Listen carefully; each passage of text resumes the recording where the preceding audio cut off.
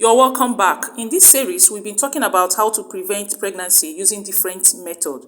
In the last video, we discussed how to prevent pregnancy using contraceptive pills. Today is also how to prevent pregnancy using IUD, which stands for intrauterine device. IUD actually is a small coiled piece of plastic or iron, and it is inserted by a doctor into the woman's uterus, and it may stay for years if the woman's body does not reject it. IUD stops fertilization of the ovum and also prevents the implantation of the zygote in the uterus.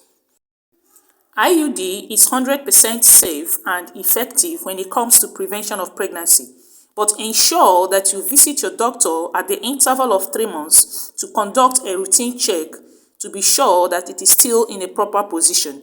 If there is a shift in position, pregnancy may occur. Apart from that, IUD is very safe and it can be removed whenever pregnancy is needed. In my next video, I'm going to discuss how to prevent pregnancy using another method. Therefore, if you have not subscribed to this channel, hit the subscribe button right now so that you will be notified whenever I drop new videos like this. There are 2 types of intrauterine devices: hormonal IUDs and a copper IUD. To prevent pregnancy, a doctor places an IUD inside the woman's uterus with the string hanging down inside her vagina.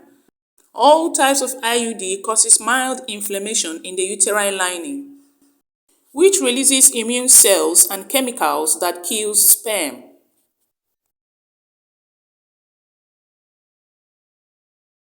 Hormonal IUD also contains a type of synthetic progesterone called levonorgestrel. Levonorgestrel mainly prevents pregnancy by thickening the mucus inside the cervix, which prevents sperm from entering the uterus.